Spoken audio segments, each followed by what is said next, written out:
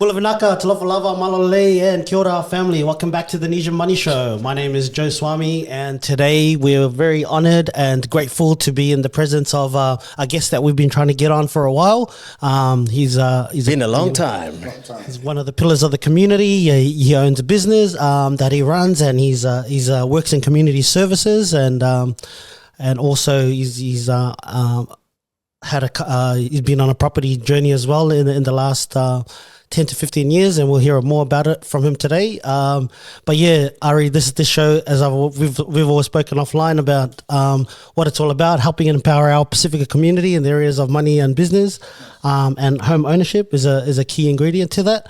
But yeah, you and Izzy sort of know each other from across the Carver Bowl. But yeah, Izzy's been instrumental in helping us get this started in terms of being persistent. He's also got a passion for helping our Pacifica people in this area, and it just worked out that everything clicked in place, and by God's grace we're here today. So welcome to the show, bro, and today we're going to pick your brains. Thanks, man. Thanks, guys. And Thanks for having me. Thank you. Right, so welcome. And long time coming. Long time coming. I love it. And before we get started, can you let's do it the Fijian way. Where are you from, baby? And so my father's from Ratambu, Nandi. Yep. Mum's from Ra. We've been here at the best of 30 years, so quite some time now. wow, I could tell with the accent. Very strong Aussie accent. Yeah. We both have the Aussie accent. Oh, Mate, 15 years gets you there. so where'd you grow up? Which area? yeah, we started the journey from home to here. We 5 families, all from different parts of Fiji. Eventually got to Glebe in the city, and we as families had no idea what housing was. So all of us rented until one day the government said we can move out to the western suburbs. Wow. Landed in Mount Druitt. Wow. Do you remember much of that? Like, what do you mean the government said you can move out there? In what way? So my older siblings, brothers, cousins that we grew up together, the Department of Housing offered families during that time to move out into those regions, Campbelltown, Mount Druitt, Blacktown. Yeah, and that's where the journey started. Yep. You have siblings? How many siblings? So there's 4 of us here in Australia. Yep. I've got one older brother and 2 younger sisters. Okay. And where did you go to school? I actually went to school in Mount Druitt. Oh, wow. What was that like? So that's the 90s, yeah? Or 2000? 90s. 80s, 90s. Wow. What, many brown people out there at that time? No brown people. No brown people. So it was hard. Yeah. English wasn't the main language at home. Yeah. Obviously. Then eventuated to maybe 1 by the time I reached, say, 13, 14 years old. Yeah. So then we had another family move in, and then eventually you could see an influx of Pacific people. Yeah, wow. So you're like the first Pacific Islanders in that area. Yeah. Mount Druitt, whereabouts in Mount Druitt? So we started in Darrick, Yeah. then out to the hood in Blackett. Wow. So, but it's a lot. It's changed now. Hey, Mount Druitt's like, and how much has that developed now? And it's. I think from the time the 90s kicked over, you would see like the generation then come through. So a lot of Tongan, Samoan, Yeah. so much Fijian communities came through. If they did, they didn't come out west. They probably migrated to Marrickville. Yeah.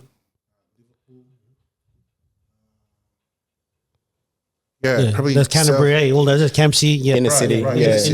Yeah, so I think they got off the plane and went, oh, this is where we go. Yeah. We don't know how to get there. Yes. There would have been cheaper to purchase a property if you knew how to do it. Yeah. There wasn't many Fijians there, like even when we moved in around the 2000s. Right. So it was like your family John's family and Salah. yeah. Not many. Like No. you knew who was who in the zoo. Correct. I guess. So I think playing sport, Fijians are pretty good at rugby and rugby league. We were the only ones playing rugby league because rugby wasn't around out west in the 80s. Yeah, well, maybe so- even early 90s. So you got to start all the time, man. Well, peeling oranges, yeah. Must have been good oranges. That's the best. Good fruit market. Flemington. I guess when you did move in, what was the difference? So I guess to now, culturally, I guess also like with the different demographics that were there, through that time, everyone would have moved out there, seeing the opportunity, Correct. being happy with the area, didn't feel too unsafe and things like that, or was it? So I will take you back to say the 80s time frame. Yeah. So in my industry in community service, a lot of people the minority groups would venture together, and religion brought that to them, right? So whether it's in Islam, whether it's in Buddhism, whether it's Christianity, a lot of our communities would venture where the church was. So Canterbury is a major church in the Fijian community, and then time's gone on, we're at the year 2000 and Hillsong blew. So then you had an option of where you could practice your religion. Yeah. But in the 80s, it was about religion was the first thing, and that's where families went. Yeah. So being a minority community, we all went to gravitate towards church, right? And that built the community. And then you would have like a sub branch in that community that would venture out and say, okay, well, I'll start another one in, say, Liverpool or Parramatta. Yeah. Then that grew the community where when people came, it was like, okay, well, one thing that we all know in our communities is religion, and that's where people ventured. That's how the culture started. Yeah. Well, in my eyes, that's how I see it. Yeah, for sure. Yeah. So your parents, you came over with your parents here, and then So first my old man came. Yeah. And then he sort of tread the waters in the 70s. So back in the 70s, I don't know if you know much about history. White Australia policy. Yeah. Once that got put to the side, then the island communities would come through. Yeah. Okay. So dad passed away here, or so he got sick. Dad got cancer. Yeah. My siblings and I, we all cared for him, and then he wanted to go home. Yeah. Made his way back here, then he passed away. Okay. How's family and life? Your faith also. Yeah, I know that I wasn't a person to go to church on Sundays. Yeah. The reason is that our church was on. Yeah. So that became a lifestyle, but outside of that, our faith still was at home.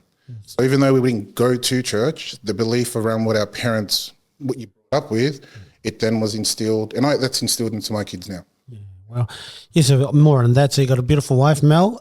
She's tell us a little bit about Mel and then your kids. Yeah. So Mel must have finished uni. We met like working in the industry and community welfare. Yeah.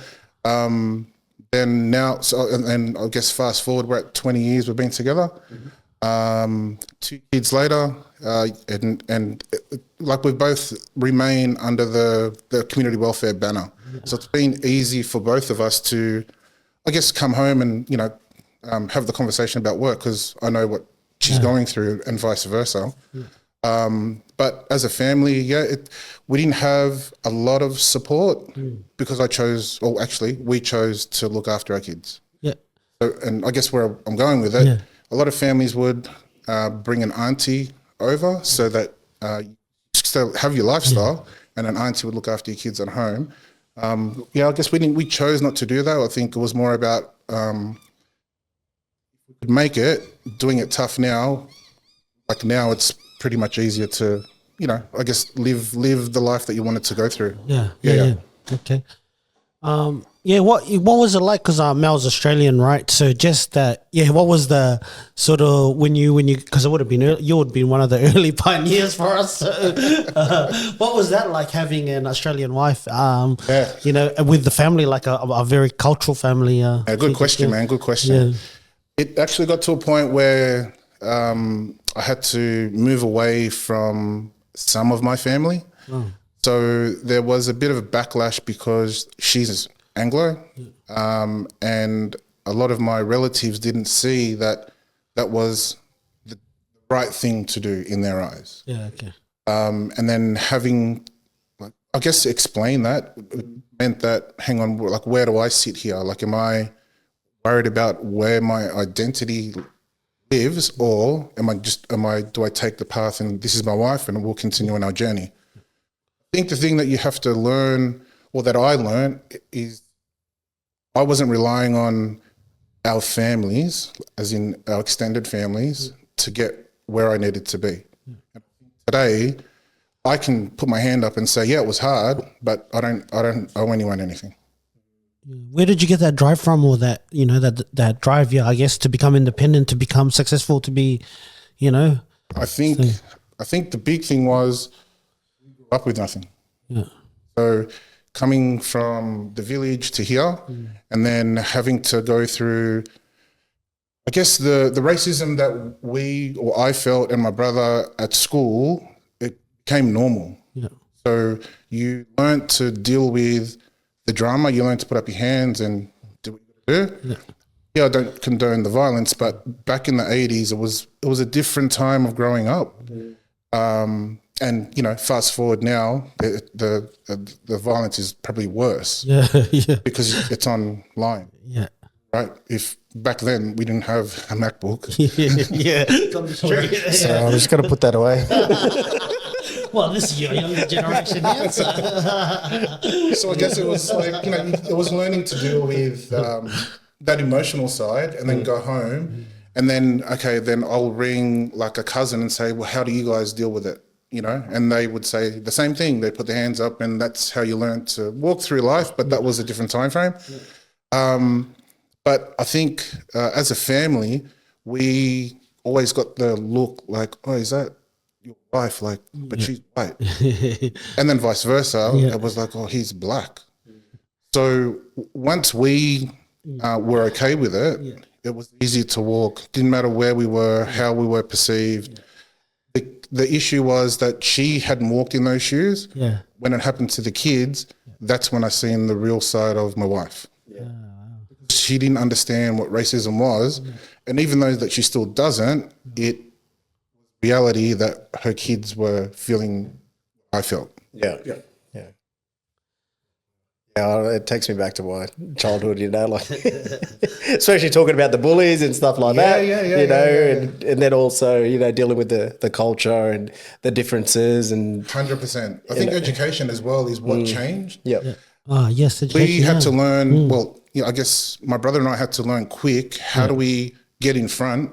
So he was the footballer, like everywhere that like my brother played, like our family went and our relatives supported, and our era, there was a few of them that should have went through, but the culture, I believe, pulled them back. Yeah, definitely.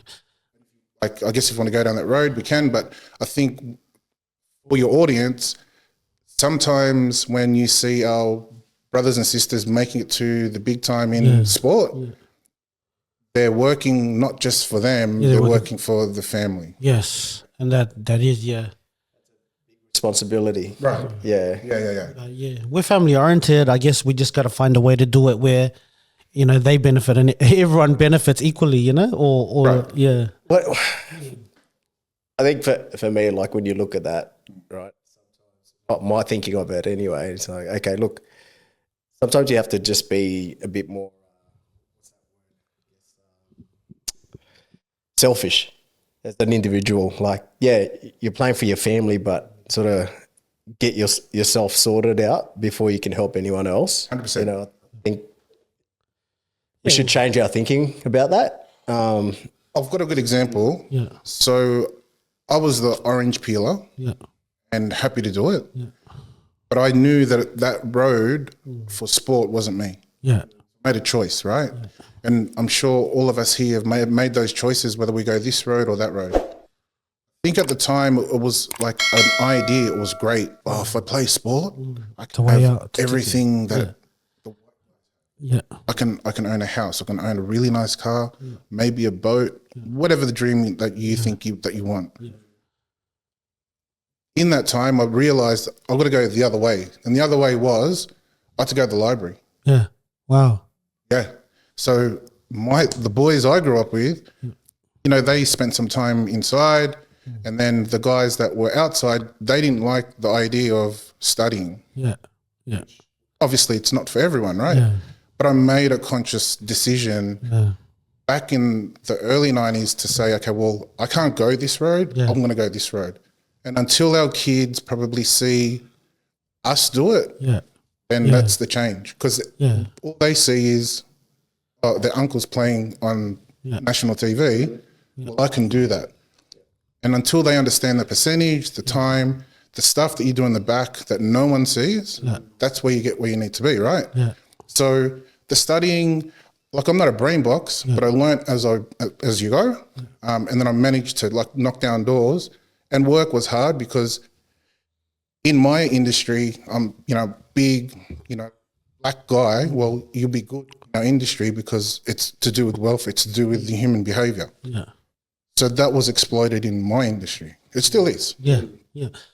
Yeah, it's interesting because, you know, you talk about us to show our kids, but, you know, I always make a point to acknowledge your parents. So, you know, the sacrifice they had to make. Imagine they left their land, their home, you know, because they had a vision for you, a dream for you, you know. Totally. So for me, that's always like wow, like for them to take that step, you know, first generation out of the, you know, to leave 100%. The shores. And it's like, wow. Best statement that you could bring up is what did our parents do? What did our grandparents do to get you here? And I remind my kids all the time, just remember, if your grandparents didn't come here, you don't have this. Yeah, yeah. You don't have the roof that you live in. You don't have the cars that you can drive around in. Yeah. You don't have the opportunity that we may have got. Yeah. But in the end, I try and teach our families and our kids, don't worry about what everyone else is doing. Like you have to make the choice. Yeah.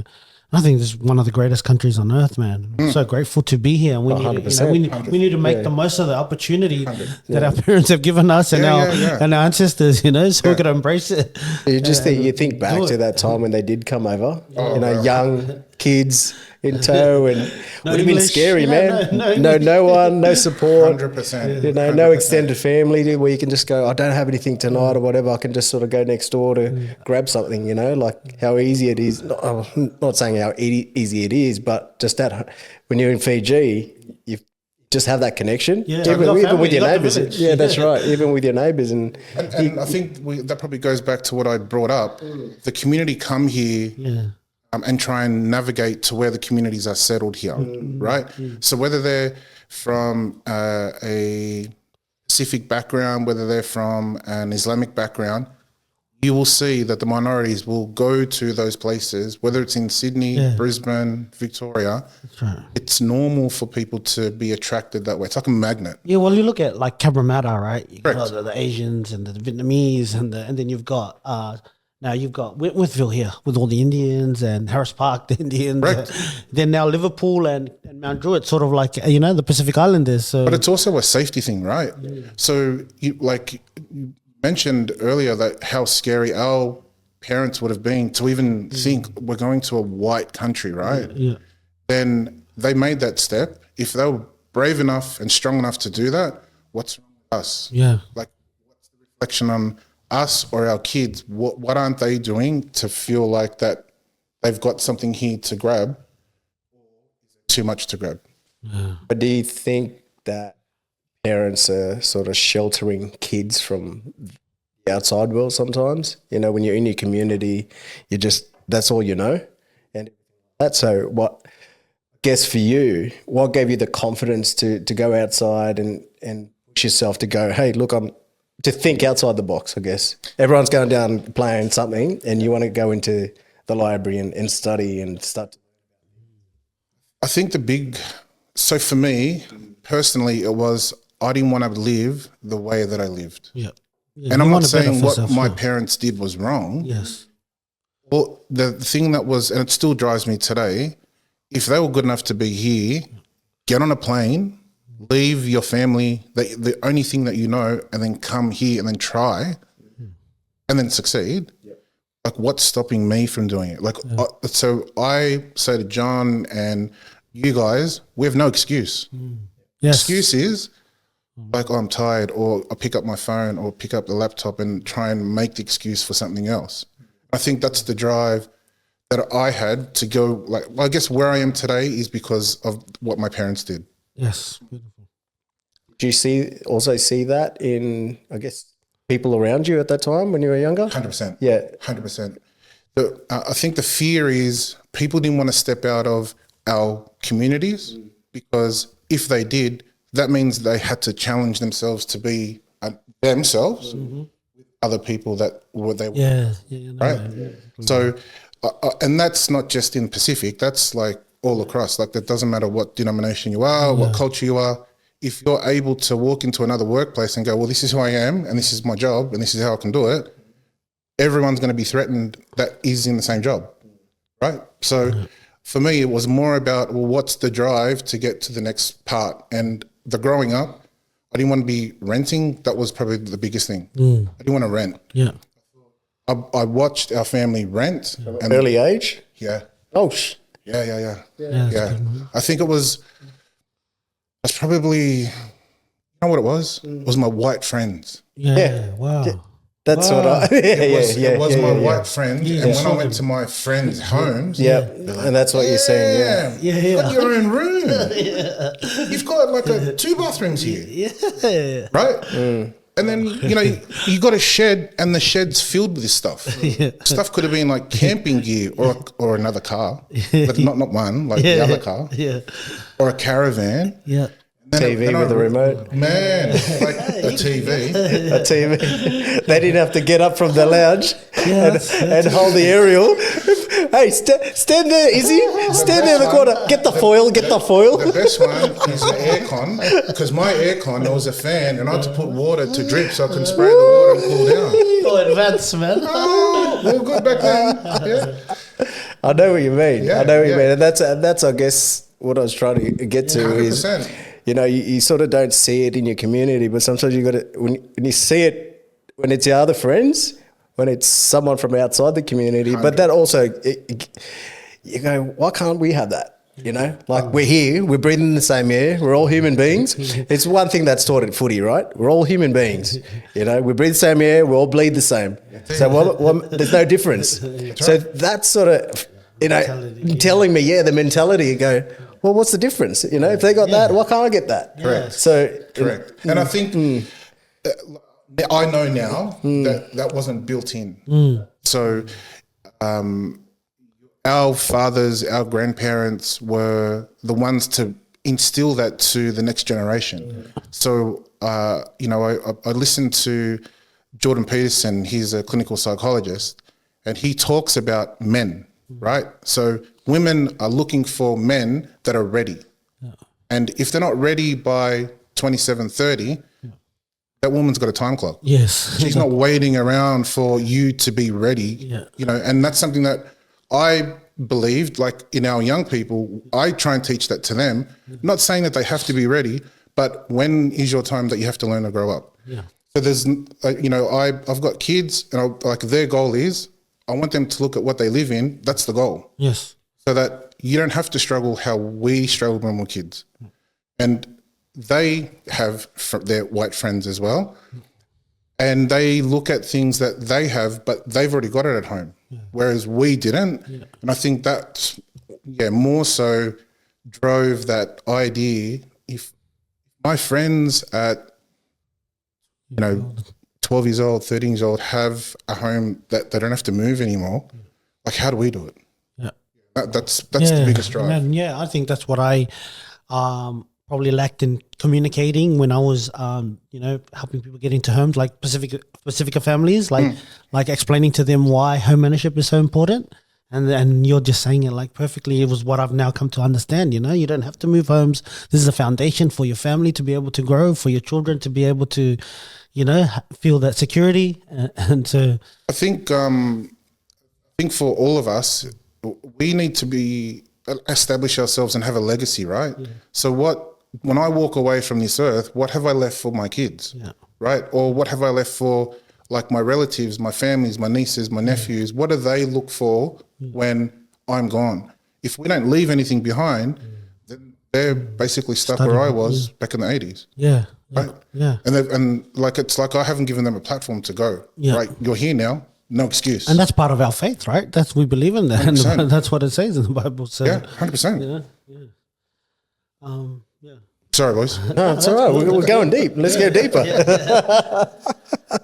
How did you get into community and social services, bro? Just explain a little bit to the audience how you got into that field. You touched on it a little bit earlier, but we'll just go a little bit more into that. And you know, I think it's a great area for our community, especially the way we're built and the way our culture and values and traditions. And I think so I know probably around late 90s, two of my older cousins were working in the industry.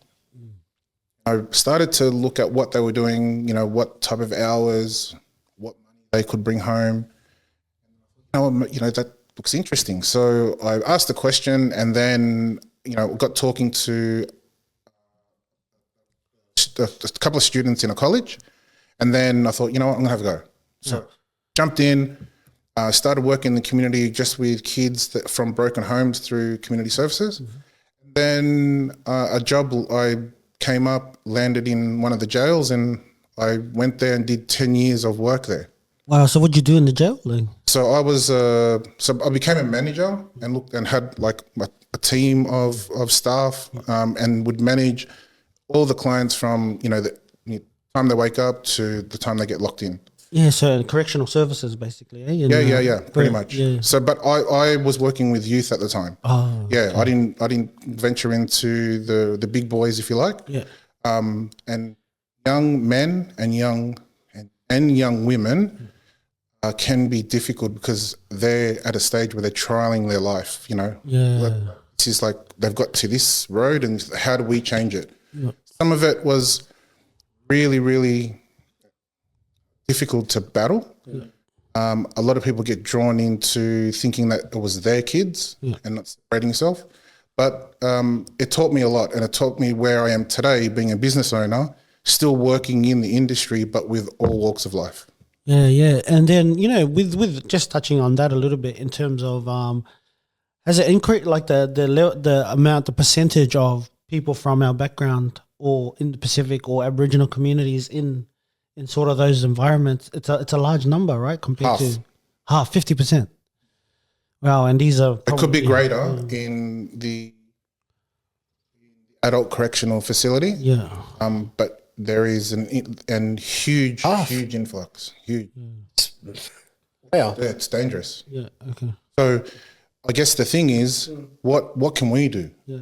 So there are things that like we do as a non-for-profit, but also in the for-profit space.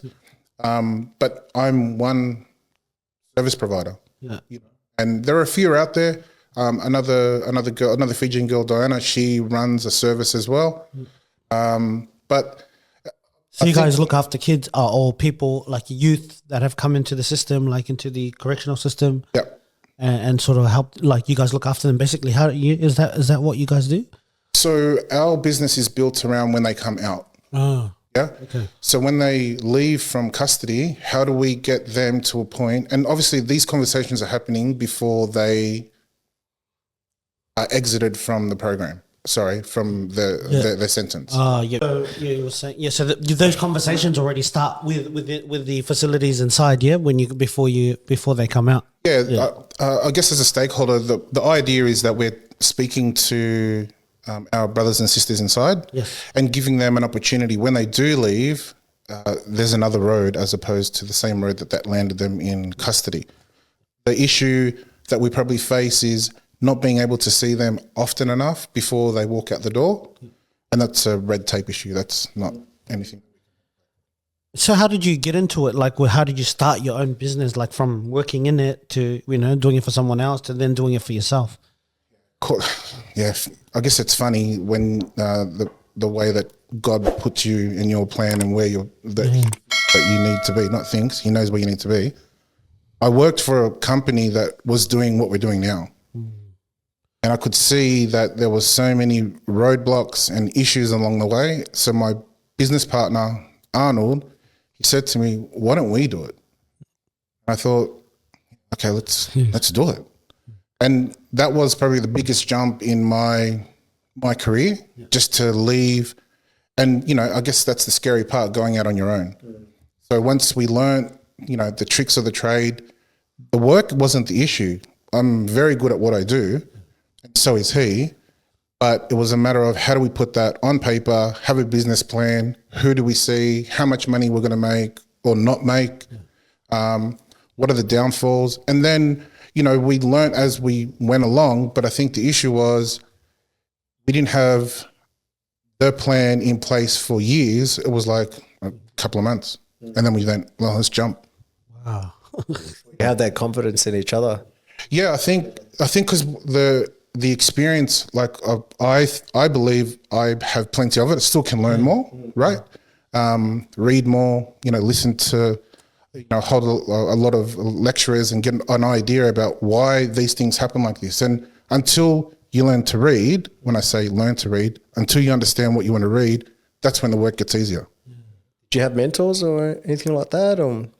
Yeah, my cousins were my mentors, just being older siblings. That then sort of steered me in the direction. One was an army officer, and I learnt a lot from him. But the real mentors were my parents. So if I knew that if I didn't have the grounding and, you know, the structure at home, I wouldn't been able to move into the next phase, because I knew what I didn't have. And I thought, you know what, if I want more, I've got to learn to, you know, strip down and go, okay, well, this is who I am. Now go out into the world and try and find it. Well, with starting a business, yeah, you had your mentors, had the experience there, but also for yourself. But how'd you go about, you know, I know you did know Arnold from working with him, Yep. but, you know, navigating through that partnership or this idea to come to fruition, I guess. Look, I think so Arnold and I met at college, and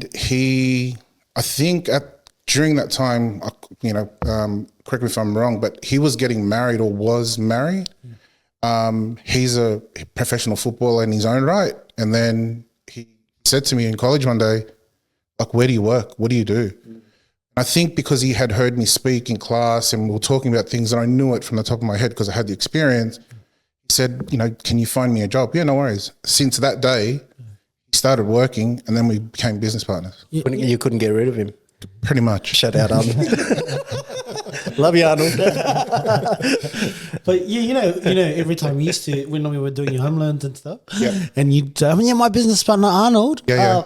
Every time you said Arnold, I had a picture of this white guy in my head. Like every time you said Arnold, Bro, I was like Arnold Schwarzenegger. Yeah, like just Arnold. You know, he's your business partner, and then just the name. So I was like, So you know what? Maybe the question I will ask you: why did you think he was white?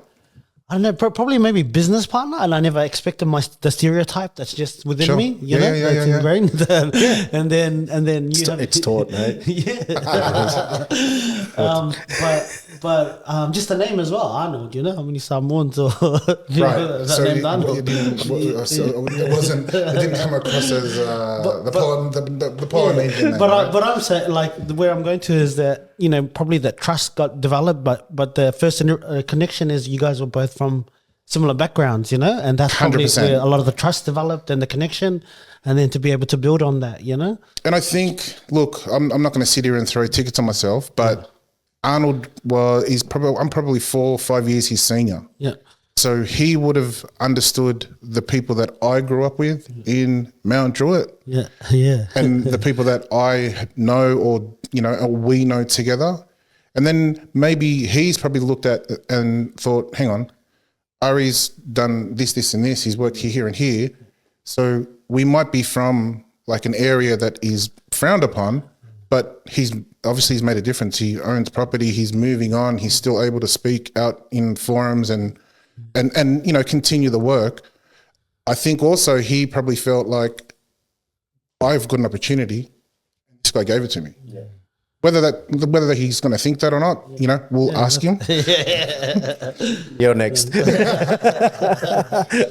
I guess moving from like that relationship into being business partners, sharing the same background, sharing the same like energy where we grew up and how we've come so far, it was probably easy in the sense of being business partners and respecting what we both have, right? So, and I'm sure he'll speak about like his journey to get to where we are, because I'm sure football would have navigated a whole lot of pathways for him, right? You know, like I think his family are professional players as well. So maybe that outlet for him, you know, he probably looked at me and thought, well, he made it without even picking up a ball. Yeah. Right. Yeah, and that's right. and that's something that I try and push across to our Because you community. see somebody else doing something that, oh, wow, you're doing better than that footballer that I know, and you don't play football, you know? So Yeah, and that's the perception, right? Like people see like my appearance and just expect, oh, he must be a drug dealer, or he must be a footballer, you know, and then look at like the things that you like have. Like my kids come back and I talk about some stuff that their friends think that I do because I have a nice house. Yeah. What were some of the financial challenges that you sort of faced during when you're starting your business, and how did you sort of overcome them? Question. I think I think the idea was probably the hardest is learning that the income, you had to fight for it. It wasn't just going to be payday by the boss. So learning to navigate that 40 hours is like a walk in the park. Like, you know, if you want what you want in regards to business, you've got to put in the hours. And that changed how. So you're not working for an hourly rate anymore. You got to get out of the mentality where, Totally. Yeah. And if you didn't, then business is not for you, right? And I say that, you know, with a few reservations, but at the same time, I think if I didn't want to be in business, I'll just go and work for someone. I'll go and work for the man, get paid. They're my taxes. I don't have to worry about insurance. I don't have to worry about liability. I don't have to worry about like how my staff get paid. And that's probably taught myself and my kids. Like, I think the lens that they see through now is completely different. What sort of people, like accountants, lawyers, did you need to have around you to sort of work all this stuff out or manage the money sort of side of things? And financial advisors. Yeah. Oh, yes, Johnny. Yeah. And not so much the accountant world. In my industry, it's about human service.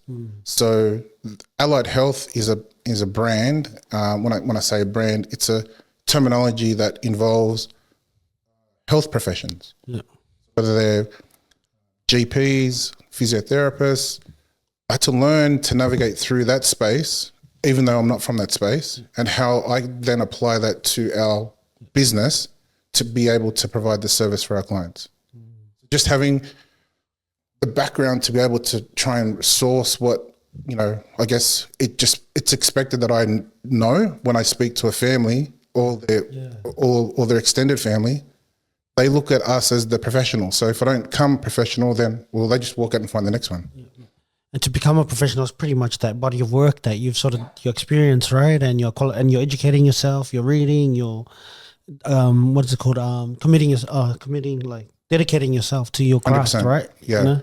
Putting in the hours, like you said. Look, you know, I'm sure like your viewers will see YouTube all the time and you see what people are doing and how they got there, but they don't see like turn the camera off. There's plenty of work behind. Like there's plenty of times that I'm lying on the table because I've fallen asleep looking at the computer, and I don't want to clap for it. That's just work, what it is, right? And it's not built for everyone. And the one thing I will say, if everyone was in business, then who's going to do the work? Yeah, that's true too. Yeah.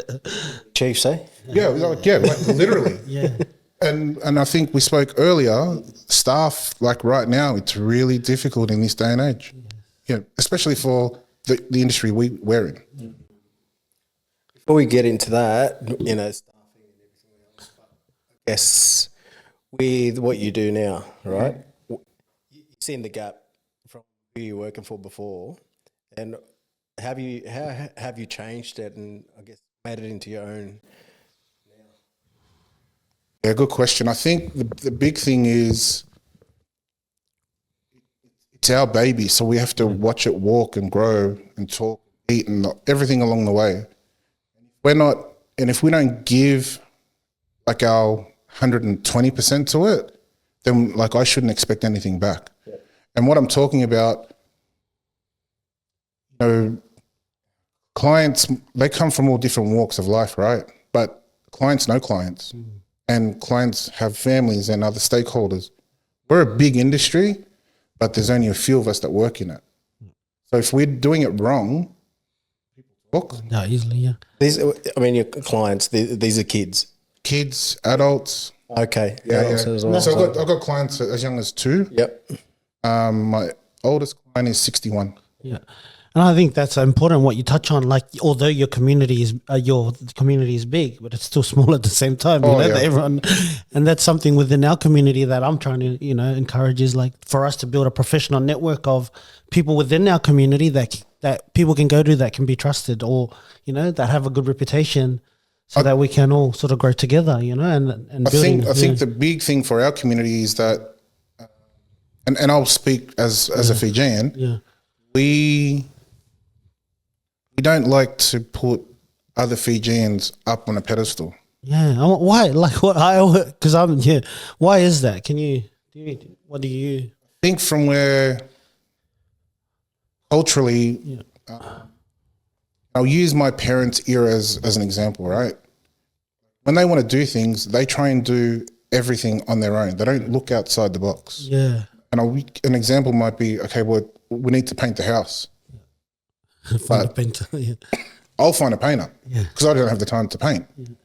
But for our parents, that's like spending money that we don't have. Yeah. And that mindset, because it's built into them. Yeah, They don't go out and source something when they can do it themselves, because that perception might come across as being lazy. Yeah. Whereas in today's market, the 3 of us here, there are things that probably in our own home that we could get someone to do, and when you're doing it, your weekend's gone. But that's how my lifestyle is. It's what we value. Yeah, it's what we value. So, and that's 100%. And the value that we think is like dominant, our parents thought different. Yeah. And so is it trust like a big part of it? Do you think, like trusting, or is it more the value? I know I can see how you mean by value, but just like why wouldn't we pay somebody to do a service? So the big thing is because you can't afford it. Yeah. Okay. Right. Yeah. So that's first and foremost. The second thing is that money I could give that to the church. Yeah. And that's talking from my parents' era. Yeah. And if I've got that money, well, we can buy more food. Like it's all about the practical things first. Yeah. And then, the luxuries, like they're down here. Like that's way too far. But the luxury to make sure the door, there's a hole in the roof and we need to get it repaired. Like for us, that's like we need to do that immediately. Yeah. But for our parents, and that's all right, we'll just go to the hardware, we'll fix it. Yeah. We won't know how to fix it, but we'll try. Who did it just drip through it. I think that's the difference that, growing up, watching the way my dad would think, mum, because, our but I guess that's from the environment, right? From the environment they grew up in, because you don't call a plumber to get fixed that, because you don't needed it. We didn't have Bunnings in Fiji. Yeah, and then in the village, everyone contributes. So correct. There's a guy who come and you give him some food and he'll fix that. But I guess also that mentality with them, we saved up this much amount of money together, and we're going to go, with the kids and everything. Correct. So we're doing it on our own. Yeah. So I understand where they're coming from. Yeah. And it's not a bad thing. It's just that's the environment that they've learned to grow up in. So coming to a first world country, and I'll put that down as what the issue is. When you're living in the village, there's a community that supports you. Yeah. When you come to Australia, you don't belong to a community. Guess what? You have to do it on your own. Yeah. And whether that's doing it for yourself or finding the plumber to fix the leak, because we all probably know that one thing can turn into another, and that's time again that you lost. So my perception now is I'm able to pay someone to come and do what I don't necessarily want to do. Yeah. It's more about the time that I lose from having time with my family. Yeah. And in finance, I think it has a larger compounding effect. Like when you know, with financial stuff, you don't have the right person or someone you can trust or someone you can't relate to in terms of how they explain it to you. And I think often in the past is probably, because our parents are a little bit older, and then the typical kind of person who would give them advice on this wasn't someone like us. Correct. So they would just sign, because that gives them a house and it allows them to get what they want. But then it's probably something that they shouldn't have signed up for that wasn't gonna, or was just not explained properly. I don't know, I think it's the integrity of what they could lose, right? So what you only have a small portion of what you can earn as a family. Am I going to use that to then make plan A faster or not? Where I'm going with it, we'll talk about homes or buying property. Most of our community don't have the education behind wanting to purchase a property because they believe that, well, I've got X amount of dollars, I can use that for this, and then this will take me to the next time I get paid. Yeah, that's built in, that's generational. You can't. That's not going to change overnight. How we change it is this, right? It's about having a conversation, but the conversation has to go back, I believe, further than what we're talking about as a community, because it goes back to our parents and how they were raised. They then built that to their kids. So it's like second, third generation. They're trying to get in front, but if their parents are still around, they're believing that they're still going to do what their parents have done. Yeah. Like rubs off, right? Like generational, like you said. It's like well, they don't want to let their parents down. Well, I didn't. Yeah. And I'm living at home. There's if that's what my parents wanted. Respect is the word. Like we Yeah. We respect our elders, so we got to sort of 100%. Yeah. And I don't think it's intentional. Yes. It's more about how do we survive now, and then when it's my time. But my time could be in 20 years for some of the kids that are living at home, right?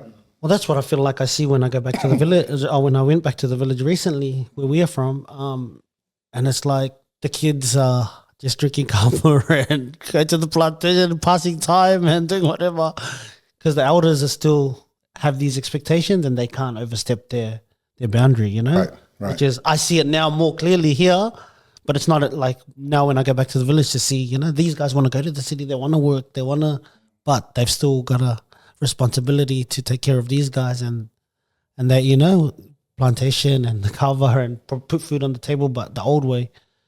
I think most communities now, especially within our Pacific, they can see change and they're trying to find and navigate themselves. How do I get that change?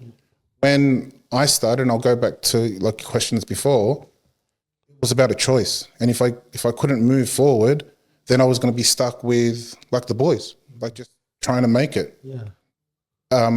There's choice now. A lot of kids have the choice because that thing there and the phones that they can just jump on, they see someone earning 2, 3, 4 grand a week, and automatically it becomes, that's what I want to do, right?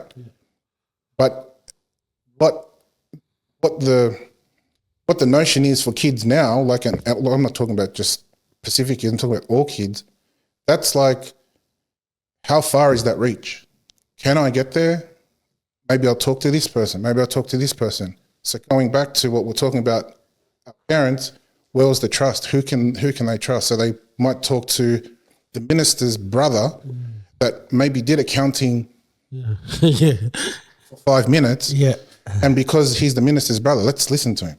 Yeah. Right. And I don't want you to think that I'm just bringing the church down, but I'm just the example that. No, that's a community. That we have. We have had this conversation before. You do go to this first person that you who is more educated than you, or you guess who is in a place of authority. Correct. And you listen to the first thing they say, but we do need that confidence to get out of our box and go ourselves. So, And for the most part, I think a lot of our community want change, but don't know how to ask the question for change. I guess that change, you're overstepping your boundary sometimes. Yeah. But I think that's but right. also it's like, in a way, sometimes you have to step over the boundary because You have to, yeah. those people ahead of you, they're only limited to the information and the education that they have, or just maybe the vision can only see so far. Correct. Sometimes you have to get up, then you can see further. Yeah. So, I think it's okay to step up and but be respectful about it. Of course. It's still going to help the community. I think our people like want to have that step up and change, but it's always I think it's inbuilt. We're worried about what's behind and what people are saying, and I know that our parents' generation, that was something that was always not communicated, but it was felt. Yeah, how much time that you were giving to the community, and if you weren't doing it, then The gossip column. Oh, it's news travels fast. That's right. Like, I mean, I've seen that growing up. We'll go to church, everyone, have your service and everything, but then you come out, and as a kid, I always listened, right? And then you have the parents in the different groups, and they think you're not even paying attention, but they're over there yapping about this and yapping about this, and it's very common. Yeah. But at the same time, it's something to talk about. Because, like, I guess it's, a bit of boredom, and it's like, okay, well, it's a bit of goss, let's join in. Yeah. And people just get caught up with it. And then that might then be built around how do you as an individual step up? Because that you don't want to be judged. Yeah, right? That's right. So because you're already there in the conversation, but they're like, oh, they're going to start. Yeah, you're already shrinking. Yeah, you've already become like this person that was like 6 foot. In 2-3 years time, you're 4 foot because everyone's still up there talking, and you're like, I don't really want to get through that door. Yeah, it's okay to get up and step out. Yeah. And I think it's only until the conversation happens. And I'll use an example. We had a fundraiser for our youth, kids in Nundy. Yeah. A couple of school kids got killed in a car accident. And our community here got together, we rallied around, and we all thought, you know what, let's all put in, we'll see how much we can raise. No one knew anyone that passed. It was more about how can we help those families with this tragic incident. During that time, I wanted to just put on the table a discussion about what we're talking about, and maybe have an outlook around, if we're going to fundraise, let's have a non-for-profit group we'll call it whatever you want, Sydney Nundy Youth. And if it works, great. If it doesn't, then at least it's something that as a community we can come back to. It's not necessarily around Lotul, like the church, or it's not around the culture. It's about, let's keep our young people together, because younger brothers and sisters see that, and hopefully join into the conversation. That started for about 2 months, and then it just and the reason it fell down, there were people that were trying to work out why did we need to go down this road, but it was more about trying to educate how can we get ourselves up here, have a community, not worry about coming to someone's home, using electricity. And I use that analogy so that we can ask for funds from different organisations as opposed to our own pocket. Yeah. Using the system. Well, look at how far the Lebanese and the Chinese are now. The Lebanese are doing developments together. Lebanese where it started as 5 family members or 2 brothers to owning commercial development and being the front runners in the building game. Yeah. And just even tradesmen. Yeah. You hear a lot of brothers, one being the sparky, one being the builder. Yeah. And they build a network of trades, so that like if they're building a 39-story building, well, everyone's getting a piece of the pie, but they're all in it, right? And maybe that conversation that I just brought up was about getting everyone to think outside the square, not necessarily about someone dying, like celebrate birthdays, celebrate like an activity that we can do each 6 months, like anything. I think it's the lack of understanding of what a non-profit does. 100%. Yeah, totally. Yeah, I think what I've always found in little group things that I've been involved in within our communities is there's not enough transparency, especially around what's happening with the money. So, everyone should have a shared bank account. That they have access to, that too. But I think I was more like, what is a non-profit? Right.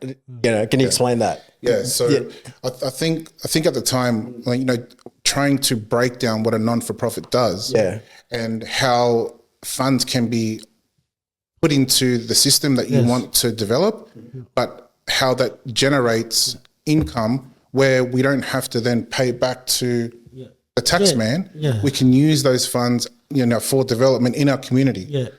So with an under youth group, so that's how you're gonna. Yeah. Well, so that was one project to start off. Yep. I tried to explain the value of having our ownership of, say, a dwelling, like pretty much like a commercial unit. Yeah, we talk about retirement villages for this concept. It's a not for profit that for our elderly, as they age, there's no facility that would cater to a Pacifica elderly person's needs. Yeah. Imagine having like a Pacifica aged care facility, and then that's where we all, it's a non for profit where we all contribute, but we all benefit too. And I think the thing at the time, maybe I probably jumped the gun too quick. I explained it to a few of the relatives that were there, but then I got to a point where there were people standing, in and out of the building. They were like, why are we talking about this? We're happy just to fundraise the way that we want to. But it was more about giving them an idea and the concept to change up how funds could be used. But also where it could come from. And where it could come from. Yeah, because if there's a purpose or there's a thing for the community, you always can have different companies or anyone can come in, and there's a tax deductible for them, but 100%. You're helping out those people in Fiji for correct the non-for-profit. The whole, I guess, the lack of information, the lack of people not understanding how things work, been very hard for you to get. You had to get it across, but you were saying the timing wasn't right, or just getting it off the ground. We learned over time that it wasn't culturally appropriate for me to bring that forward, and that stemmed from a few people in the group, recognizing in their own right, like, who is he to come and tell us what to do? The hierarchy. Was that church driven at the start? Like, were they people from church, or was it just more of like, let's get together? No, well, I'll go back to... how did it sort of start? I understand it was the accident, but did you make the call out for... No, I actually called my sister and I said, what are you guys doing? And then she explained that there's been an accident, and, she explained the story. So I said, okay, that's great. Do you mind if I come? So then I spoke to one of my nieces and I said, do you think people would be happy to listen to this conversation? And she's like, like, of course, like, come and educate to all of us so that we can understand it. So we'll just set the scene for you. So when I turned up to my cousin's apartment, I just wanted to just sit in the corner, and then like all of us have, talanoa around, like the idea. But they wanted me to sit up the front. Culturally, like, well, you're an elder, you need to sit there. And I'm like, no, like, we're here as one. Like, let's not make this right. Let's just talk amongst each other. There's been an incident. We're all putting our hand in our pocket to then fundraise, and we'll send that money. I'm happy to talk about the other stuff, but let's concentrate on this first. That got, the conversation happened, and then they still wanted me to go and sit up the front. So, with a bit of, I'm in an ahhing, I was like, okay, all right, like I'll go and sit there. But that then determined how people looked around that situation happening. So it turned into, let's fundraise some for like a tragedy that occurred. And then it turned to me, really didn't think about it, but now we're talking about it, to a, how am I calling this? Like a... Like who made him in charge type of thing? Probably like a spokesperson. So the tanoa was brought out as well. So who are you to be speaking for the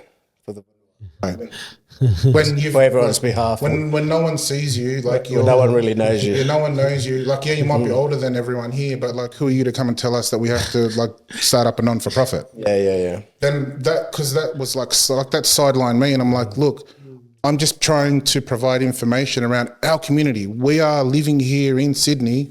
If we branch into this model, and we can all work together, because when Singer has an event on, we don't have to use her house. We can use the building. Yeah. And, you know, when we're trying to look for funds, we can ask a philanthropist to come in and say, this is what we're doing in Fiji. Would you like to be a part of it? Yes. And whether, you know, and what I try to emphasize is, I don't know who's a doctor here, who's a nurse, who's an accountant, who's a professional person, or who's working in logistics. It doesn't matter where you work.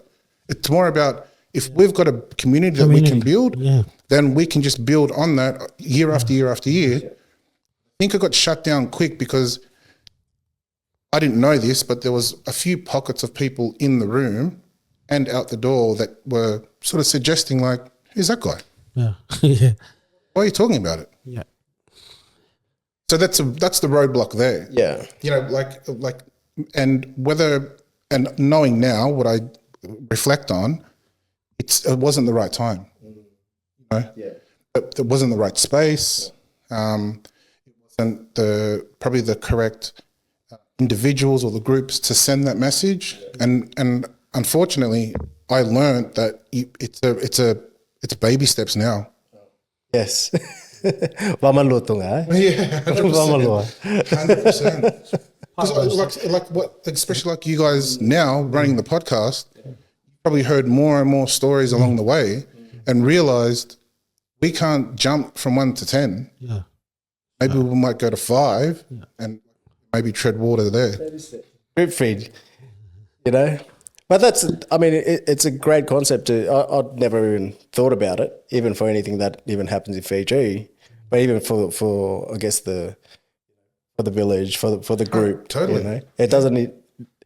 It can be for everyone, and you can use the system. So it's part of the system here to use. So why not use it? And instead of you getting money out of your own pocket, where it's like, you know, you get to that stage, you go, oh, someone's passed away. Everyone needs to chuck in money, but why not just have something there for the group? It's already there. So the reason I brought that forward, probably 2 weeks prior to that incident, we had a fundraiser for our football team, and the fundraiser was at a commercial property and was run by the Samoan community. Could not believe how well structured they have their systems in place. And this was a church. Yeah. It was a church in a commercial unit. Yeah. Built a kitchen out the back. There's plenty of seats, plenty of tables, plenty of area where you can put the mat down and bring out tanoa. But it made me think outside the square, just seeing that. 2 weeks later, this incident happened, and I'm like, you know what? Let's just talk about it. But that was way too fast. They weren't ready. But yeah, that's like you said. This show is for that. You know, getting the idea across. Maybe they just need to hear it without that. Yeah. Without that. So. Yeah. And you know, I think if they hear it a lot more and they understand how non-for-profit works, I think our Fijian community can go further. Yeah, 100%. You know, you don't have to pull out your money for anything. You could save it all for White House. Come on, somebody. Help me now. Shout out DJ Bullets. Pew pew. Sorry, bro. All right, let's get back serious again. How important is hard work for you? You mentioned before, you know, you'd be falling asleep at your kitchen table. Did you get in trouble with the wife there, or were you just? I think a lot of the times I became frustrated. Like the hard work, it's not all fun and games at the end of the day. Just watching other people go through it, and when you sit in that space, you then realize, yeah, this is not for everyone. No. Yeah, no way. Like I now know two things. Having a business it's not for the faint-hearted, one, but two, not everyone will be able to do it. Yeah. So there's plenty of discipline, and I can tell you, boys, I wasn't disciplined when I was young. I was earning like serious coin and blowing it. Yeah. My wife changed that, but she came from a white background, and that was the issue. Yeah. So I didn't know how to purchase a property. Always wanted to do it, and I even offered like my auntie a property out at Brighton Sands. She said no. I was like, great, I'll try another one. But like going to a bank, had no idea. Speaking to you, had no idea. Like all of those things in the 90s, if I knew it, it'd be a different story today. 100%. Yeah, but this is the DNA we were talking about before. You know how your kids see you working hard now. It's just I hope they it's see just it. they just see what they just they can see it now, so they sort of just follow along. Like they do what they see, I guess. So that's part of changing that work ethic. That buying property, having a TV, calling a plumber. I think our community, Uncle Peter. I think the Pacific community, they know that parents work hard. Yeah. And they know they put in the hours because you're cleaning their house. Yeah. That's to me. I don't know about you boys, but my parents expected the house to be clean all the time.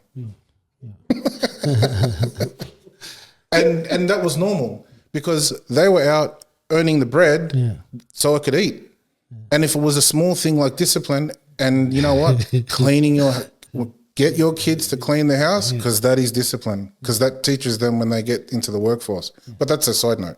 But all I'm saying is when they get to that point, that's where the hard work started. So if they don't even know how to vacuum the floor, how are they going to work for someone? They're like, I want you to go and clean that. Don't clean, bro.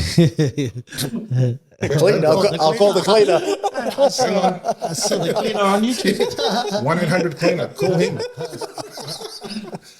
So it's small things that over the years you learnt that, but the hard work is it's not just about the business. Working hard to purchase a property. I really then found out this is hard, and I said to my wife, I actually thought everyone owned a home. Like that was my belief. I thought, well, man, like everyone owns a home. Yeah. But I then realized, the houses that I lived in had plenty of vehicles out the front, but everyone's renting. Yeah. Which is okay. Yeah. That's fine. And there's no problem with renting. I think I explained to my kids and my nephews and nieces, you can go and buy a $60,000 to $70,000 car, but think of the building that you could have. Put it in. Yeah. And it's just changing a little bit of language around what is important. Yeah. Put it up Commodore, a green one. Yeah. Or I buy a car that is half the price, and I can put a deposit on a house to put that car in. Guess what? Owning your property, it's definitely changed your financial journey, and making you think about everything. Luxuries went out the door. Yeah.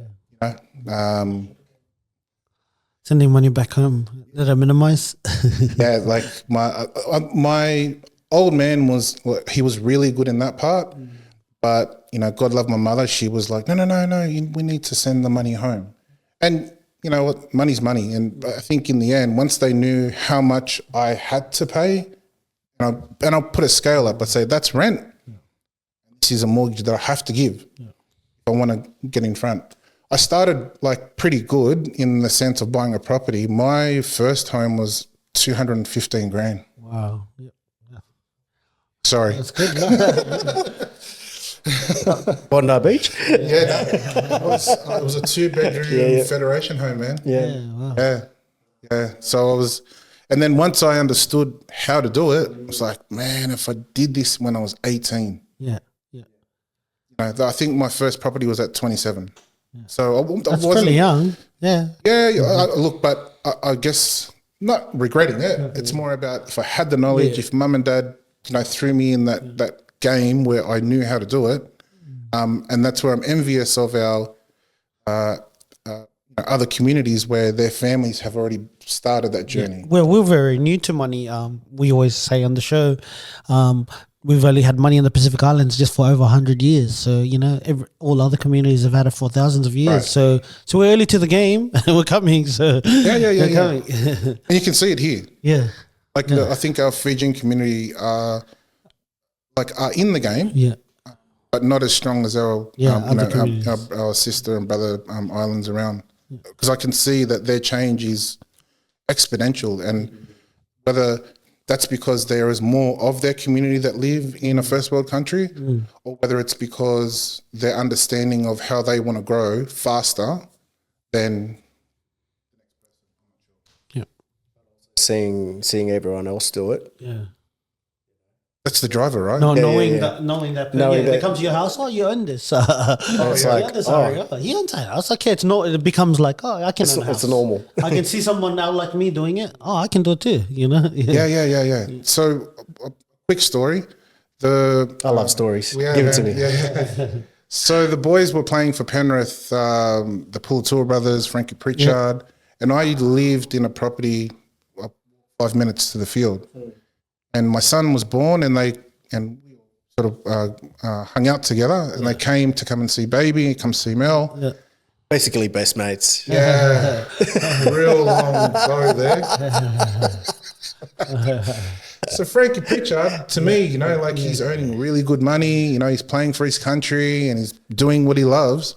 The first thing that he said to me when he walked into the house is, "It's yours." Yeah. I'm like, What? The chair or the lounge or what are you talking about? He goes, "No, is this your house? Did you buy it?" I said, "Yeah, man, I bought it. Why?" And he goes, "Wow." So his perception was, "How did you buy a house?" And we spoke about it, and nice. It's a bit of a funny story, but then I reflected with my wife and to think, this guy's a professional footballer. And he's looking at someone like me asking the question around property and how did you do it? So it really sent like a message way back then when this guy was like at the top of his game. God love Frankie, and the boys. But it took me by surprise thinking, doesn't matter where you work, you can do it. And it's the perception from the outside in. Right. It's like, how did you even do that? Yeah. What were you doing for work back then? Same thing. Oh, so you've been in, pretty much this is the only job, like sort of industry you've worked in, or have you done other?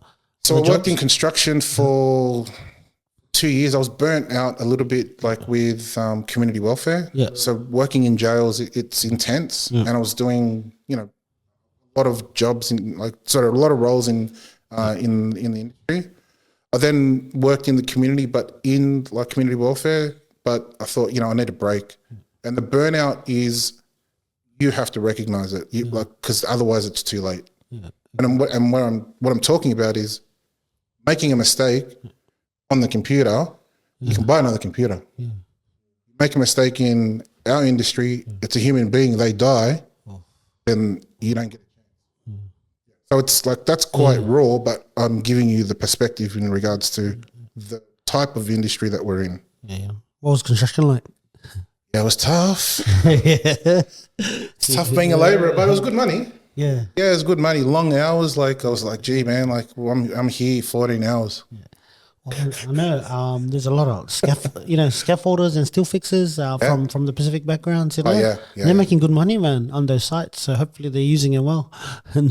And I'm glad you brought that up, because a lot of them are coming straight from the island and just wanting to work, and they don't need too much of an education. They just need a whole lot of muscle and make sure you're there every day. Yeah. And there's a few guys that are running their own crews. They've got their own businesses together, and they're doing well. Yes.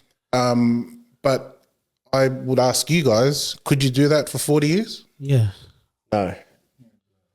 You got yourself here. There's opportunities here. Yeah, you know. So it's more about it's Outside the good box, to get here. Yeah. And if it means like getting on your feet, getting grounded, and then like marching forward. What do you think they should do?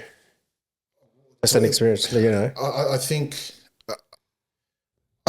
a lot of the construction trade is built around it's like a fast job. How do we get in and get money? Yeah, but then they need someone like us, you know, or someone like our community to ask questions. Hey, look, I've got this much money, or I'm paying this much tax. What can I do with it? But to be able to have the confidence to go to someone like us, this is the issue that I'm finding. Like, I think it's confidence. They lack the confidence, like, you know, just coming straight. Who do I talk to about, you know, what do I do with my money, or what should I do? Or I just want to ask a simple, this is how much I'm getting taxed.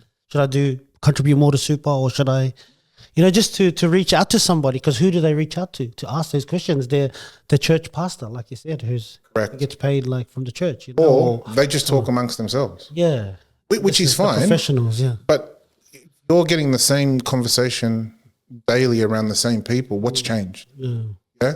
So until that change happens, where someone else is introduced, or they're introduced to someone else, then the mind can start to paying all this, but there's got to be more than this. Yeah. Maybe have a plan. You know, you can do this for, you know, totally. Even some of those jobs might have trades. You know. Well, I think when you think about the construction world, there's the guys that just want to go to work just to do that, and that's it. There's no goal.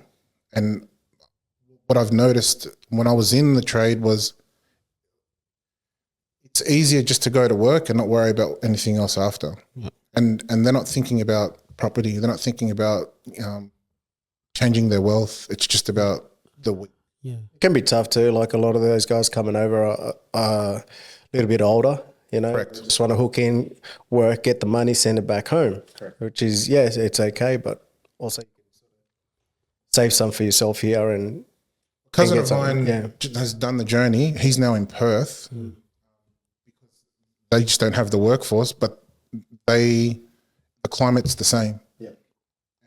And the work is the same in his eyes. It's not as frequent, or it's not as fast as it is in Sydney. And there's the frequency of work is when work's on, yep, let's go. And it's a bit like that mentality back home. When I need to go to work, I'll go. Yeah. And by coming here, flying straight into Sydney, if you want to work, if you're not at work, they don't need you. Right? Like, and that's the mentality that's changing. But yeah, I guess the money side would be different. Yeah, I've been talking to a friend a lot lately. Pio, he works in the rails. And they earn good money, but the conversations that he tells me that they all have amongst themselves around money, but they don't have anyone they can go to facilitate or take action on their conversations. So maybe that's something as a group, like for us, we may need to branch out to those brothers that are in there and sisters. Yeah. And approach, you know, whether it's City Rail, whether it's the construction company, and say, hey, can we just drop a couple of cards, or have at lunchtime, can I talk to your crew? Whatever. But that comes with time as well, right? Yeah. Write that one down. What advice would you give someone from our community in regards to starting a business and about money? The recommendation I would give, like, to start a business is understand what your business is about and how you want to promote it into the community. What are you going to get out of it? But what can you give your clients, your stakeholders around what business that you want to share in? The other thing is, don't rely on anyone else to do what you can do. Yeah. Because if I'm waiting, and I learned that the hard way, if I'm waiting for someone to do what I need, no way. You did a DA on one of your properties when we spoke about it. So just how did you come across like what made you do a DA with your neighbor? So a development of so that was our second DA to the council, to be honest. The first one was the first property that I bought. What's a DA? Development application. application to apply for something, to build a unit or houses or whatever it is, like, yeah, For the viewers out here. yes, development application. Yeah. Sorry. Yeah, so the application to the council, it really depends on what you are requesting, whether it's the backyard shed, Yeah. a dwelling that's going to interrupt your neighbours. Those applications need to be brought, whether they agree, if it's going to be worthwhile for the community and for you. The land that I was sitting on, I didn't realise that you could build 5-story buildings. So there were units on the street, but I didn't realise that it was the whole street. And then I got a knock on the door by a real estate agent. Then I did some homework and they said, this is what a developer wants to do on the property. So applying for a DA meant, it's a bit of work in the background, but it then changed our perspective of what you can do as a homeowner. And depending on what your classification is for your land will depend on how far you can go. And then, I made a bit of money doing that. And then ventured out for another property, looked around, and then stumbled on another one, and it was only 350 grand. And then around the area, it wasn't trust me, it wasn't a flash home, but it was a home. Yeah. And for my friends and family, come around, but I don't have the picture that you see on like a home and land package. That wasn't the home. Yeah. But it was, it was ours. Yeah. What I then gained from that is, going through a DA before, can I do it again? We got speaking to a developer, a real estate agent, and then he then inquired another developer, and then they came to us, and then we said, well, if we put a DA for the property, I'll see if my neighbour wants to go halves with me. So he was a businessman as well, and he was like, 100%. Oh, nice. What did they get approved on that? 39 units. Oh, wow. Man, there's a brother doing it there. Yeah. And he's got a lovely home now out in out Western Sydney, the acreage there. Yeah. So that the boys would say, "Oh my gosh, you won the lotto," but it didn't just happen. Yeah. And so God's plan again. It taught me how these are the people in the world, and I didn't realize how much developers can earn or what they want to earn and what they can do. Just transform the way that I would my perception of property. Because he's seeing what you have, something, but you can't see it. But then something else comes in and changes. And it was time as well. Yeah. So I think the big learning from this whole concept of having a property. Don't just think about, if I've got a property, I can sell it in a year and I'll make my money. Yeah. If you look at the long-term gain of owning the property, whether it's investing or you're living in it, be prepared that it's time that you need to bank. Yes. Because banks, and you're the banking guy, I'm sure banks would look at that. They would see, okay, well, you've been in your property for X amount of time. That shows discipline.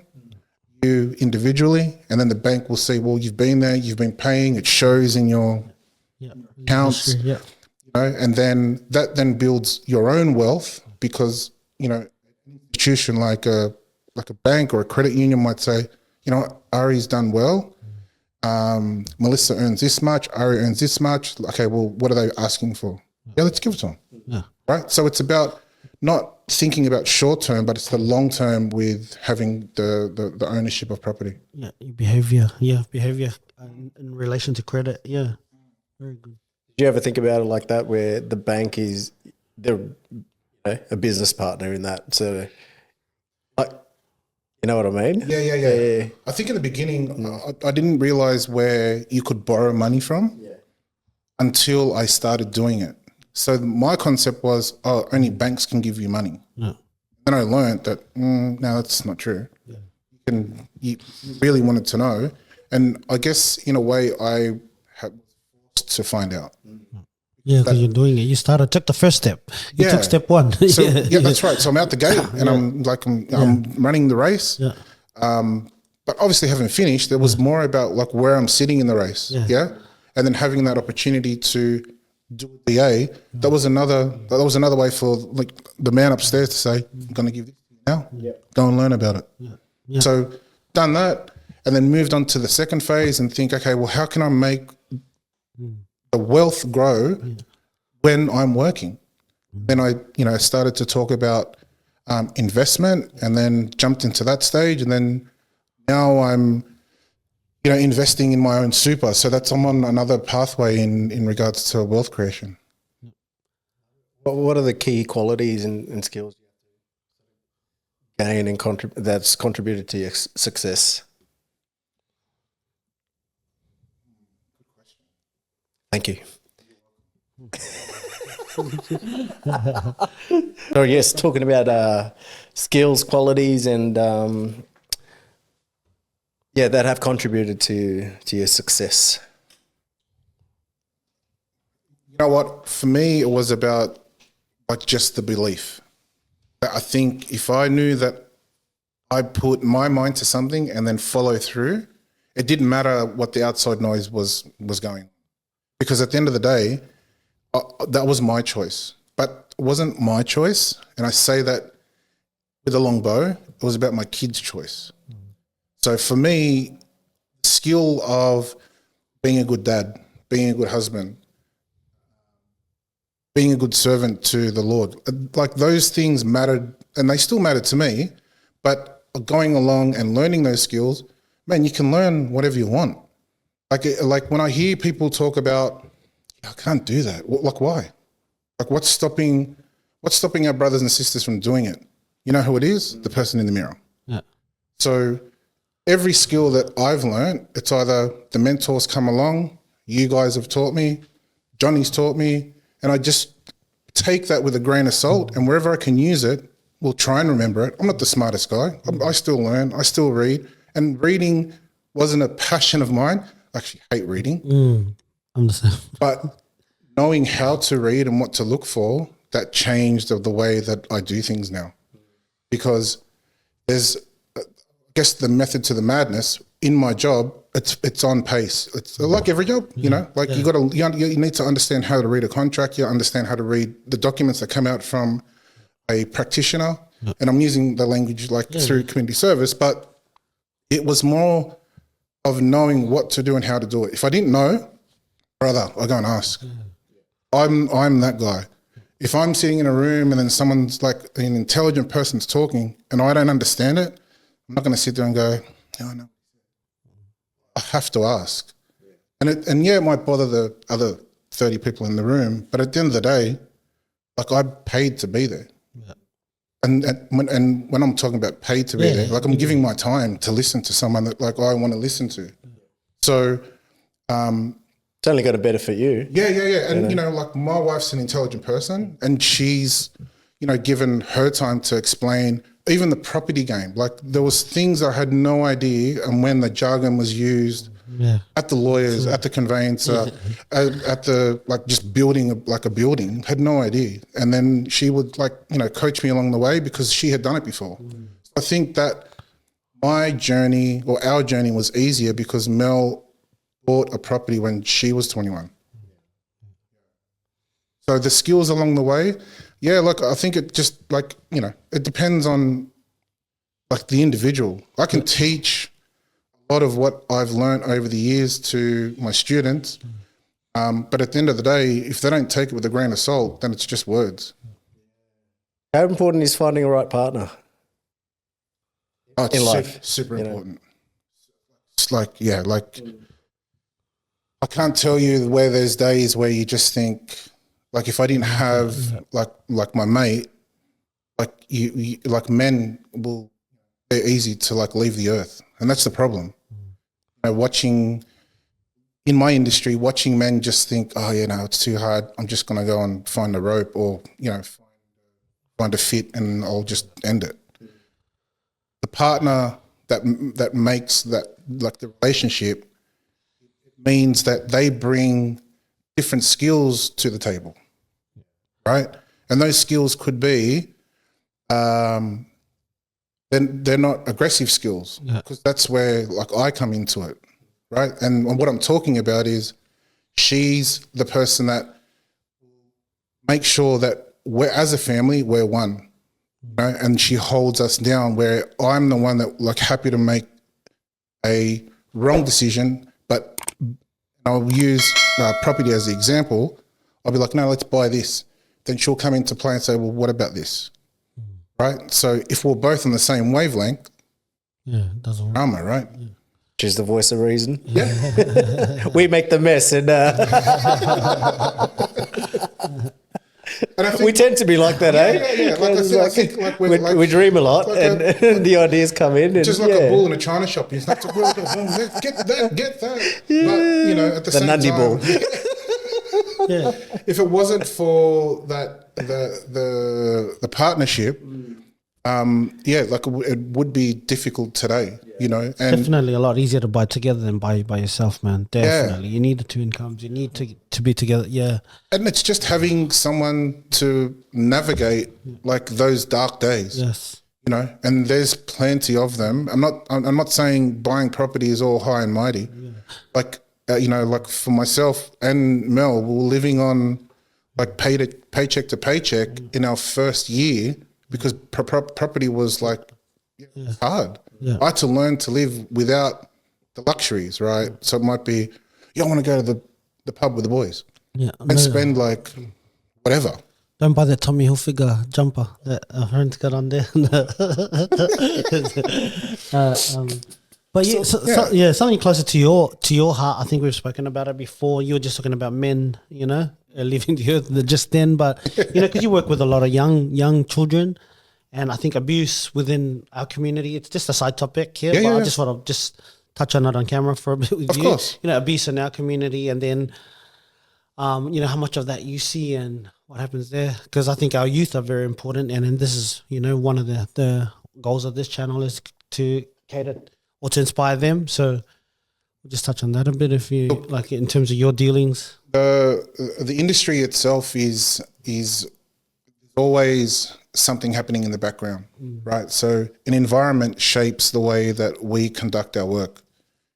If their environment is filled with DV, domestic violence, if it's filled with drugs and alcohol, if it's filled with, you know, going into custody, coming out of custody, like that, if that's normal, then how do we then approach those kids that are in that family? How do we make them change when they see mum or dad lounge out of it from a, you know, like a pit full of like heroin, right? I think the concept of showing kids like the steps, if we don't get them before 10, then it's really hard to navigate from, you know, a 10-year-old. So think of leaving primary school, venturing into high school. That can be really challenging, but at the same time, it's rewarding. If you can get change to happen, then it gives parents to have a better outlook of life, right? But in our community, I'm not going to say old, domestic violence is like perceived normal. Unfortunately, that normality is passed down to the sponges that are in the same house.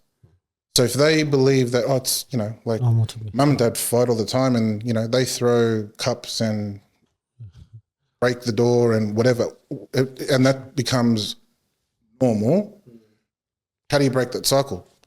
So the cycle is like, we can't break it. We can give them tools to understand how to then step through life without having to have violence occurring all the time.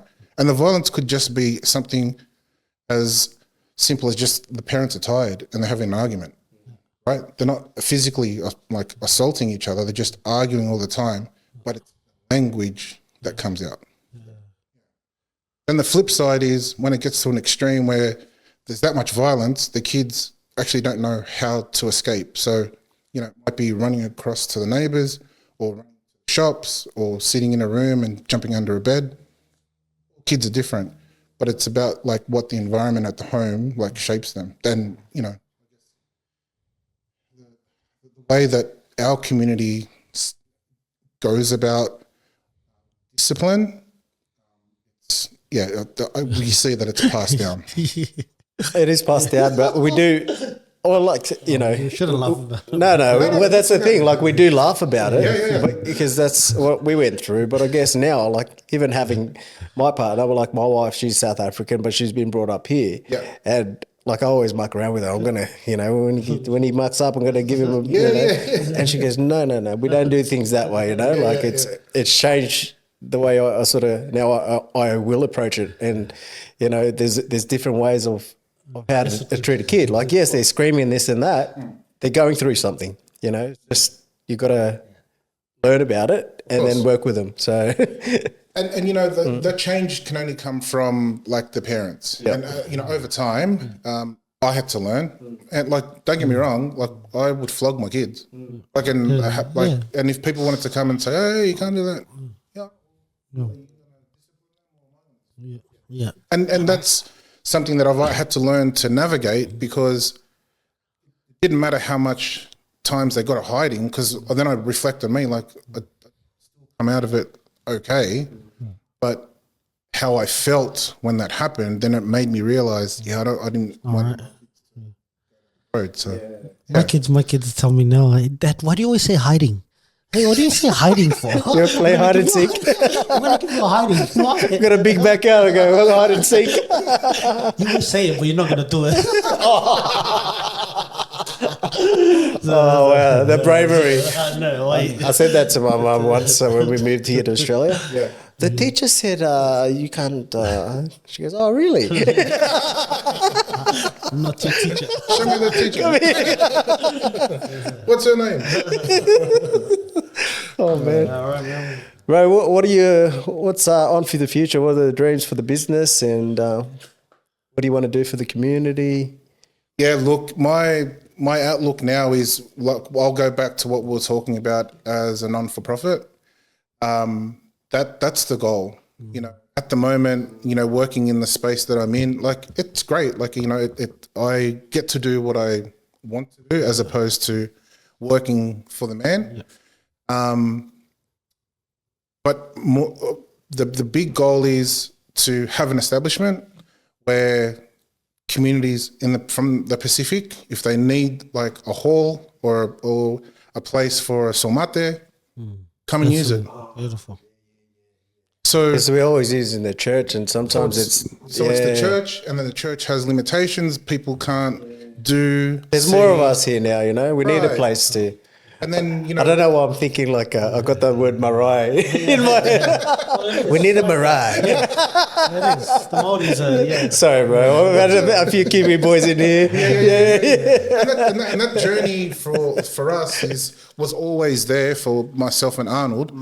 And we know that we can build our community on what we've already gone through. Yes. So if it means that like we have to start it, then that's the journey that we're on. And hope, like when I say hope, I was saying to Johnny, I want 2025 to kick off, and that's the goal, right? And hopefully when we come back in a year's time and we're talking about it, then Arnie can be sitting here, and we talk about the journey along the way.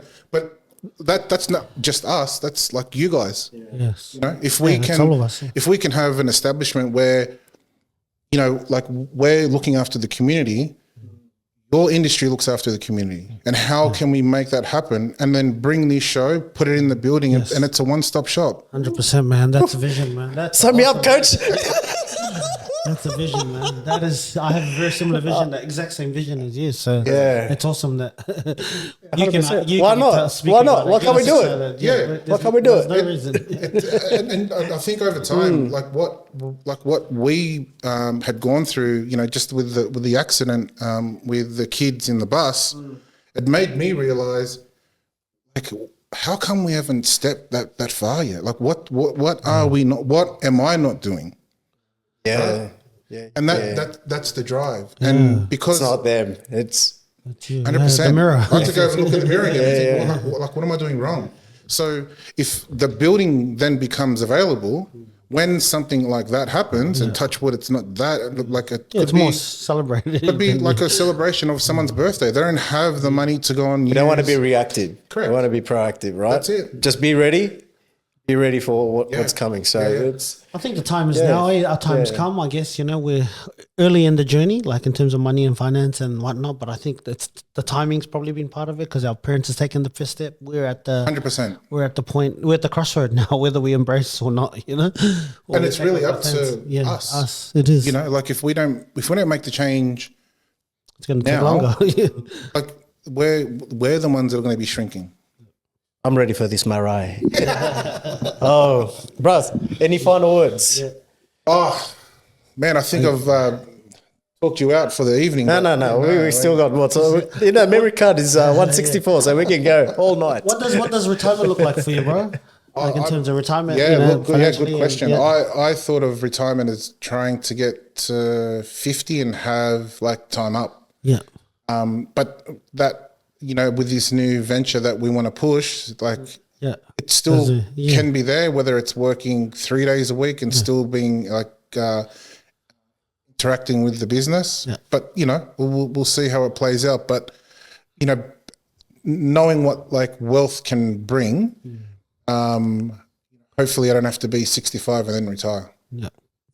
Hopefully I can push, 50, and then if it goes beyond that, then it goes beyond. But retirement doesn't mean, like I just don't do anything else. Yeah. But I don't think I could. No, that's right. I thought, well, this is going to keep you busy, man. The Mariah's going to keep you busy.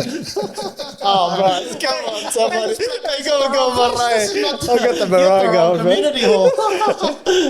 Hey, all you Fijians are going to start learning that word. Because the other journey that like we should be thinking about, we're here in this beautiful city, but we've got brothers and sisters in and down south, whether it's in Wollongong or Victoria. Yeah, we should be either pushing forward with them and starting the conversation, but if we start working together, then we're not doing it alone. Many hands. Yes. So if we started here, they can see it, then they can do it. Do it over there. Yeah, so that's what I did. I'm like, use the show, use the logo, man. Do it at your house. And, that's it. Platforms there. Platforms there. You guys do it. With that, retirement. We were just talking about age. As you get, back home, your parents get old. You look after them till they die, and then that's and then that's what happens. No, there's no such thing as send them to an aged care facility or not. That like, how's your perception of that?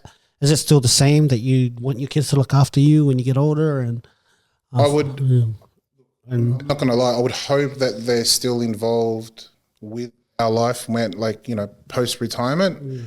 When we're getting older, and if we're at a point where we need to be in an aged care facility, well, it's either the journey that we go on now, and we look at one for our community in this state, in another region, or if that doesn't eventuate, how do we get the conversation going now, my generation, to start thinking about what's going to happen in X, or when you get to retirement, what does that look like?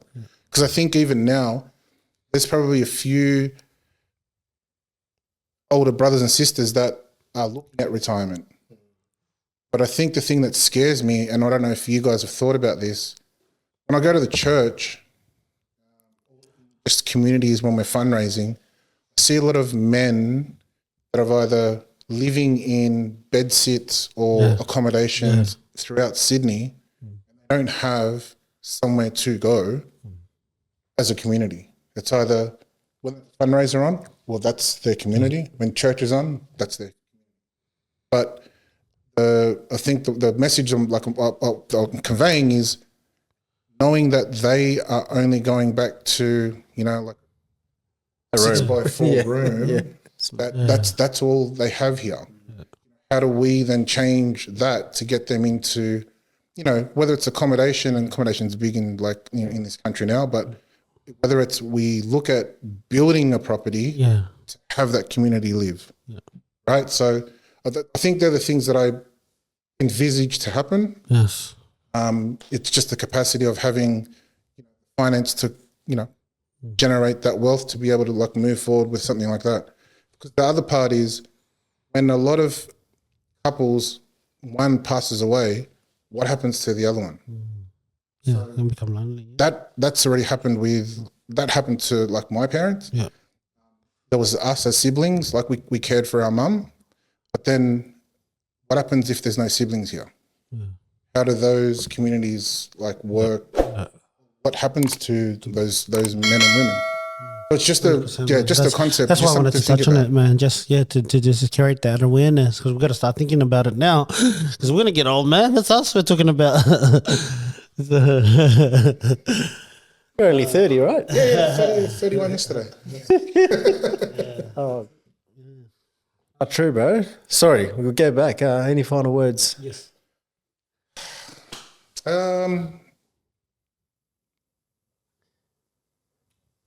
I think the big thing is if we just need to keep pushing the envelope.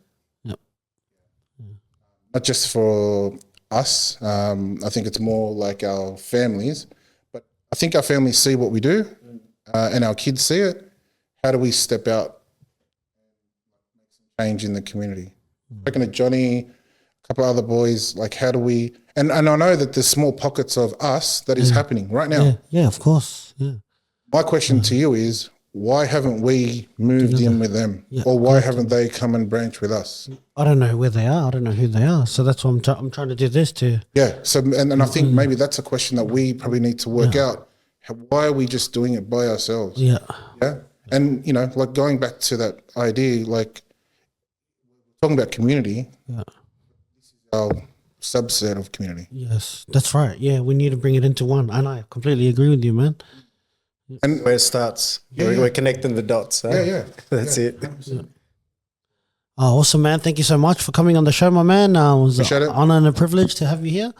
We're going to have to do, we're going to keep this discussion going. I mean, Yeah, 100%. I think we've still got another 3 hours to do. No, thank you very much. Appreciate Pleasure, you. boys. You're always welcome back anytime, but a year's time, I think we've got more more to talk about. So I think watch this space in a year. I think hopefully the next 12 months, like I'll be working hard to try and get to the next journey.